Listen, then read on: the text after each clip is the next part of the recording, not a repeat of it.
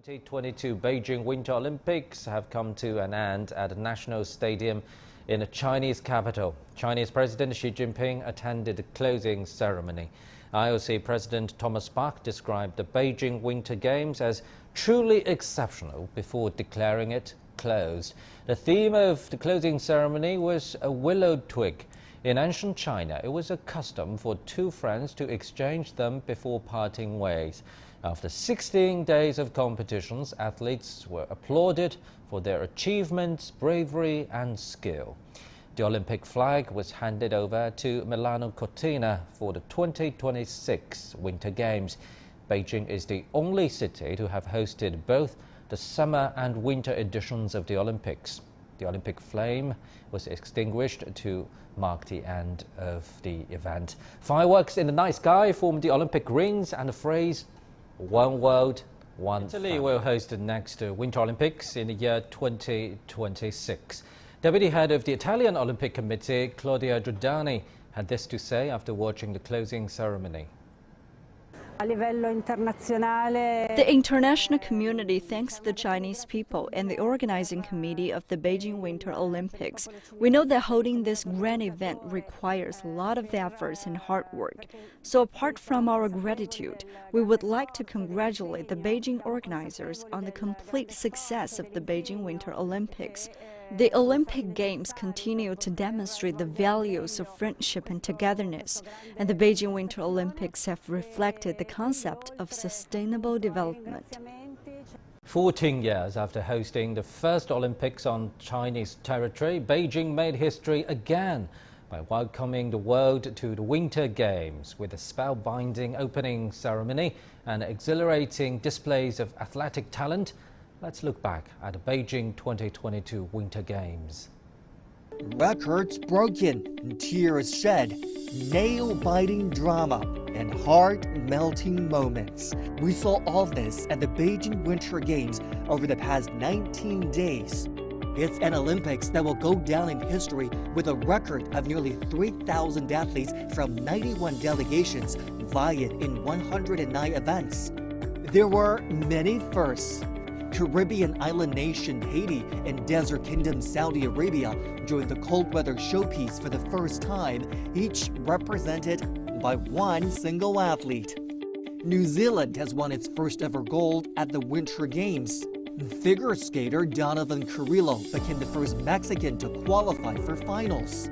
And Tomoka Takuchi became the first Japanese woman to snowboard her way into her 6th Olympics.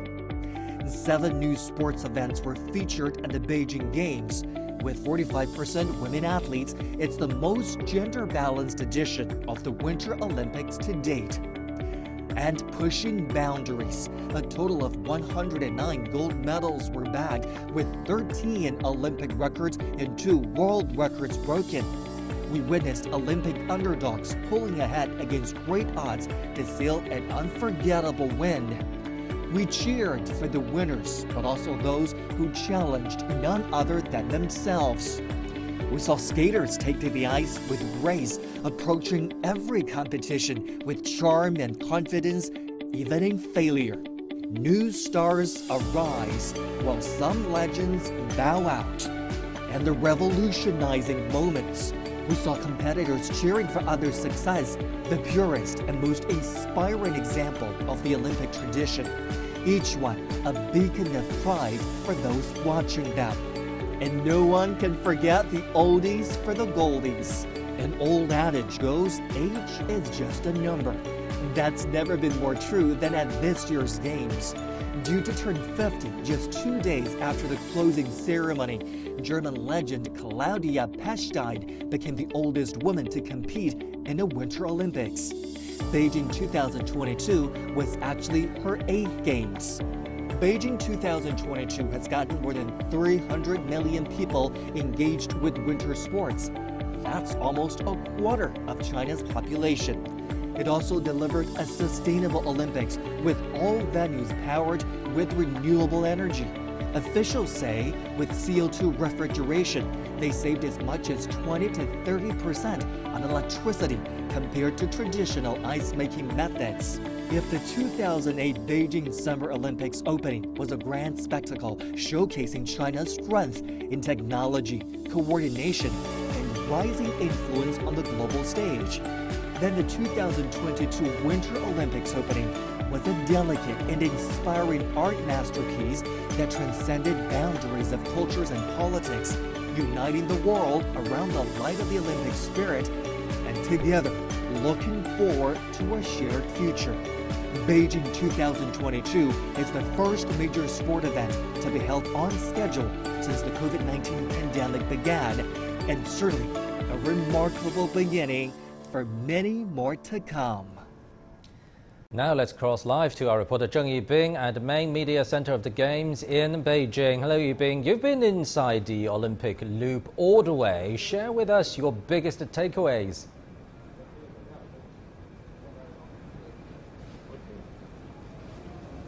Well, as pandemic, it's hard to say what impresses me most because these are the so many things now I feel valuable and unforgettable. But in general, I feel it is so hard to hold such an international event under the strict pandemic control and prevention on schedule.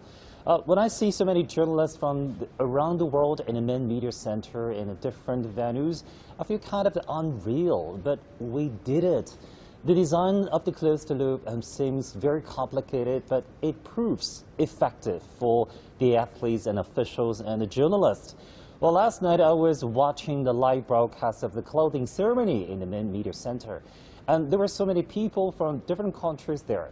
And I could sense their love and passion for the event, especially last night of the closing ceremony. Especially when the fireworks exploded in the distance and everybody applauded for that moment, along with the athletes and spectators in the bird's nest. And I hope the pandemic could end soon and the world could return to normal. When I look back in the past 1 month, and particularly the past 16 days when competition was held in different venues, what impressed me most are the two venues that I'm responsible for reporting. And these two venues, one of them is the ice ribbon, or known as the National Speed Skating Oval, and the other one is the Big Air Shougang, and they became the stage for the athletes to compete to their full strengths. Here is my observation. As a fan of speed skating, I was lucky to meet speed skating gold medalist Irina Salton from Team NL on the first day I arrived here. My first impression is really good. The track is amazing. It's really beautiful. Today is following my quick chat with Irina. She went on to break 2 Olympic records that were set at the 2002 Games in Salt Lake City. 8 other Olympic records and 1 world record were also made by other athletes during this year's Winter Games. Along with these sporting feats, the Beijing Winter Olympics saw the debut of carbon dioxide cooling technology that was used at the ice ribbon venue. The CO2 refrigeration that we are using here is very efficient, much more user-friendly as far as the environment, and it's definitely the way that things should be proceeding in the future. And the other venue, Big Air Shougang, is the world's first ever permanent big air slope. In the past, such an event was held in a number of different locations.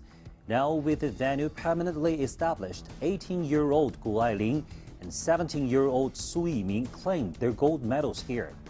And they shared their feelings about the venue with me. Yeah, the jump is amazing. I think everybody's in agreement with me that it's a really well-built jump. Everybody out here in China puts so much work into the infrastructure, and we really appreciate it. Yeah, I had a really good training day, and I'm excited for qualies tomorrow.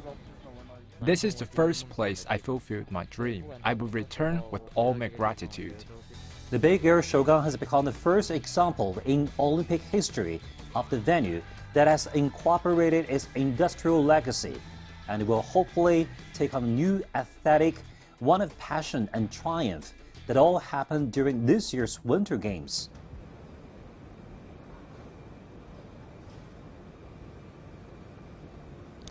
Now, all venues in the 3 competition zones began to make the transition from the Winter Olympics to the Winter Paralympics.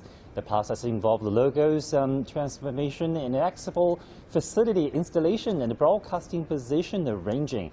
And Team China for the Winter Paralympics is established today, and we're getting ready. Well, actually, we're having a little rest and getting ready for the following report. And tomorrow, I will interview Andrew Parsons, the president of the Brazilian Paralympic Committee, for further information on the upcoming games. Back to you.